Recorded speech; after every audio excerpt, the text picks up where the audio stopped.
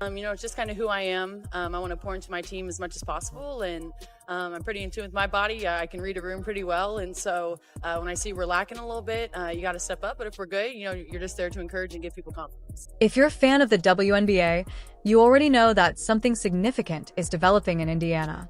In the league just increased a few degrees. The Fever are creating something that other teams actually did not anticipate at this magnitude.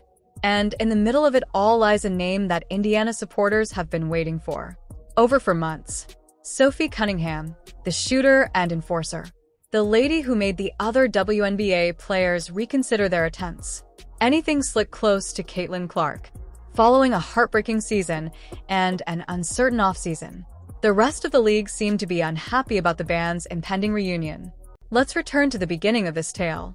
Prior to Sophie Cunningham ever playing in Indiana, she was a mainstay in Phoenix and spent 7 years with the Mercury, earning a reputation as one of the most physically formidable guards in the WNBA. She wasn't intimidating due to her high-scoring totals, but she was intimidating because she forced opposition coaches to extra plans. She was fearless, could hold down perimeter players on defense, and shot threes at a nearly 47% clip. None. Her mentality was even more uncommon than her talent set. Sophie Cunningham does not support. When she was in Phoenix, that personality quirk was essentially just an entertaining plot point. In Indiana, however, it turned into a weapon next to Caitlin Clark. The deal that brought her to Indiana during the previous offseason didn't receive almost enough attention at the moment. Nalissa Smith, a 2025 first-round pick and a 2027 third-round pick across a 4-team contract in order to acquire Cunningham. That's a significant cost for a role player. However, Indiana's management office observed something that most people were sleeping on. They needed someone who could do more than just have gunmen surrounding Clark. Safeguard her. Someone who wouldn't allow rivals to feel at ease acting violently or physically close to their franchise player. Sophie Cunningham demonstrated this almost immediately after donning the Fever jersey. The dynamic of that team changed in the opening few weeks of the 2025 season. Cunningham came off the bench, averaging 8.6 points per game with exceptional efficiency, scoring 1.73 points every night and grabbing 3.5 rebounds, and keeping track of a steal per game. Those figures appear modest on paper, but they don't fully reflect the situation. The way she altered her enthusiasm each time she checked in is something that the box score is unable to convey. As soon as Indiana was on the field, teams began to play differently against her. They knew if they got cute or a 6'1" guard with a hair-trigger anger and no inhibition attempted to intimidate Clark on the ball, waiting to react. The Fever transformed into a unit with actual bite from a gifted but somewhat soft perimeter team. And Cunningham played a major part in that. Then came the injury that rocked everything. Well into the 2025 season, Cunningham suffered a torn MCL in her right knee just as the Fever were gaining real postseason momentum. It was the type of injury that affects more than just the player. It alters a team's entire calculation. The absence was felt even though Indiana persevered through the remainder of the regular season and advanced to the playoffs. Although Clark's personal injury was a contributing factor, the Fever lost to the Las Vegas Aces in the semifinals. Cunningham's late loss left a gap on the wing that was difficult to fill. The timing was terrible. Her future in Indiana was suddenly completely uncertain due to the severe injuries. This is where things become tricky in the greatest way conceivable.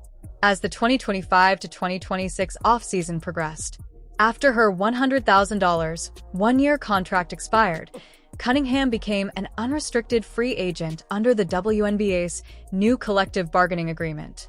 Negotiating agreement, the situation had drastically changed. The pay cap increased to $7 million, implying that organizations had actual funds to spend. This was fantastic news for players and gave Cunningham a lot of leverage. The Chicago Sky, the LA Sparks, and several expansion clubs had rosters to fill, and more teams were hovering. The Indiana Fever, on the other hand, had to manage a harsh array of conflicting priorities. They signed Kelsey Mitchell to a Supermax contract for $1.4 million. They also had Aaliyah Boston's extension on the table. Caitlin Clark's personal predicament needed to be taken care of. The math was becoming difficult, and all of a sudden the most well-liked. Other than Clark, every player in Indiana was facing a very serious chance of leaving the team. However, something occurred that could not be explained by a financial spreadsheet. Caitlin Clark made her feelings known to the public. Clark made it clear that she wants the core group back while working for NBC during the winter. She clarified the chemistry and indicated the group of players she was certain would return. Constructed in 2025, it was worth safeguarding. That level of public support from a player in Clark's commercial. Power is more than simply sentimental sounds. It conveys a message to the front office that appeals to all levels. When your star athlete, who is responsible for record TV ratings, sellouts, and widespread media attention, general managers pay close attention when she expresses her want for a particular colleague to return. The Fever front office heard her. Cunningham, meanwhile, spent the offseason doing precisely what one would anticipate from someone with her personality. While waiting for a call, she wasn't still.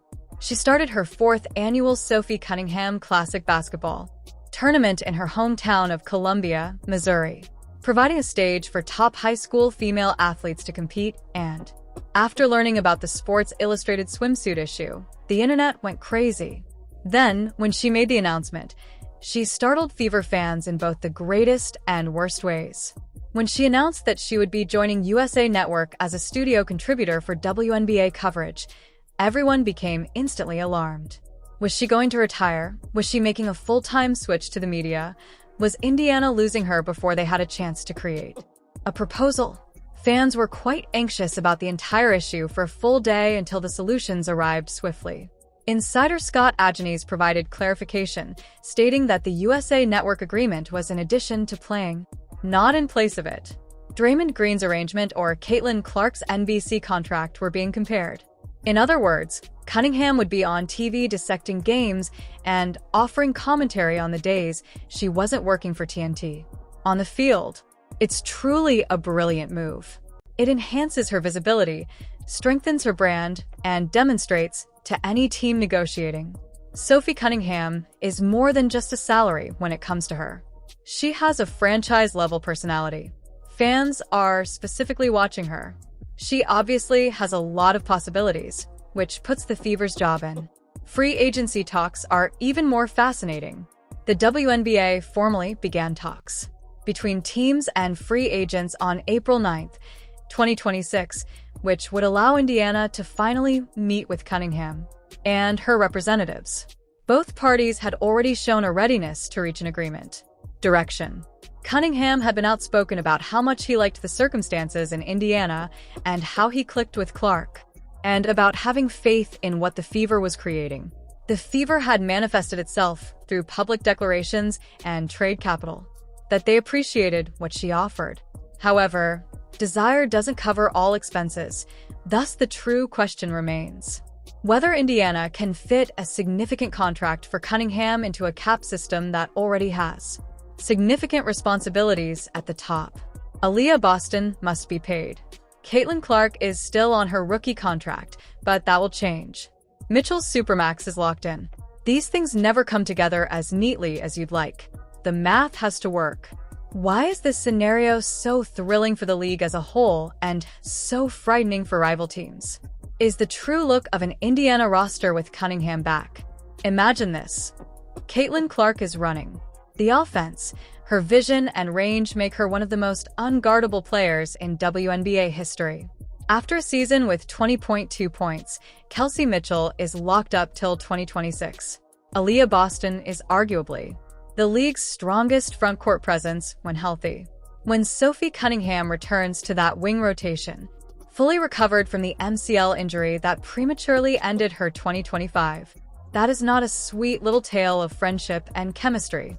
That basketball team is genuinely dangerous. You can't get under screens because there isn't a weakness to attack. Of Clark. You can't disregard Boston in the post. You can't be physical because of Cunningham. Mitchell will torment you if you collapse. The league has had time to prepare and build around Indiana's roster weaknesses. If that gap is filled, the competitive landscape as a whole changes. And that's not even the most intriguing aspect of it all. The WNBA is growing. New teams like the Portland Fire and Toronto Tempo are in dire need of impact players. Cunningham was technically fair game as an unrestricted free agent because of his seasoned leadership and ticket-selling names.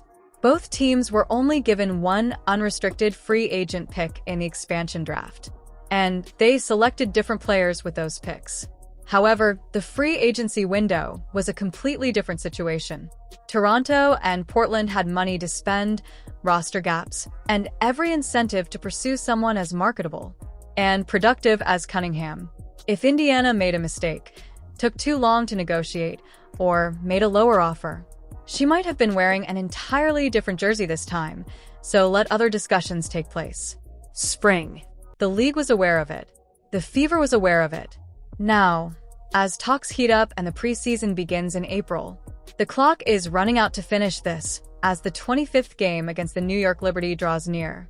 You also can't ignore what would a reunion entail for the society Clark has created around the Fever? One of the things that makes Indiana so captivating. It was more than just the victories and numbers to watch in 2025. It was the atmosphere. It was Cunningham sprinting to midcourt. It was the bench enthusiasm, the sideline celebrations, and the way this team obviously liked jawing at someone who fouled Clark too hard. Playing together. That culture is brittle. It cannot withstand a total roster change. Cunningham was one of the players, not only they're great players, who are mostly in charge of creating the atmosphere that made the Fever feel dangerous. Singular genius. If you lose that in free agency, you'll have to start over on something that took a whole season to develop. Maintaining it will give you momentum, continuity, and a chip on your shoulder following that semifinal defeat in 2026. The idea of bringing Cunningham back has been met with resistance by certain supporters. Has publicly maintained that the Fever should upgrade rather than simply reload using their cap space. The reasoning goes somewhat like this. Cunningham is about to enter her 30s. Throughout her career, she has experienced numerous injury issues. She has never averaged more than 2.1 assists or 4.4 rebounds throughout the course of a season. Additionally, there are younger, healthier wings available in a deep class of free agents. These are valid reasons. The WNBA is becoming more competitive across the board. Particularly on the wing, roster places are more accessible than ever due to the league's expansion. Cunningham is a fine player, but she is not a game changer. This has also attracted more great players to free agency. Item by herself. Role fit, team culture, and Clark's particular preferences are the reasons for her return. In her desired style of play. These are legitimate considerations, but they're also less significant than a talent assessment. Cunningham's knee is another aspect of this that isn't getting enough attention. A torn MCL isn't a career-ending injury. Additionally, the schedule usually permits a complete recuperation prior to the start of a new season. ESPN's own fantasy analyst stated that her availability for the beginning of 2026 shouldn't be affected by the injury. Carries weight when it comes to front office financial commitments. How do you price a player coming? Anybody had concerns about durability prior to suffering a serious knee injury? In her 7-year career, she has only made one appearance in over 31 regular season games. She has been productive. However, she has never been available for an entire season. That risk was bearable under the previous CBA with minimal salaries. Every dollar counts under the new CBA since cap space is at a premium and there are plenty of free agent options. Yes, but they also need to be realistic about what they're purchasing. Indiana needs to appreciate what Cunningham brings. The most likely outcome, as indicated by the tone of almost all reports and insider remarks, is that a transaction is completed. The relationship is too genuine, the fit is too good, and Indiana cannot handle the enormous competitive strain. 2026, having lost their most significant cultural component alongside Clark for no other reason than a contract. Disagreement. Cunningham wants to be there. Clark has shown her desire for her to be there. The front desk has demonstrated they value her. The question is if the Fever can make this happen, not whether both parties want it to. Whether Cunningham determines that Indiana's offer is the best she can do in a market depends on the numbers. Where her profile has actually increased her value. considering that the signing window and free agency only started a few days ago. Starts on Saturday.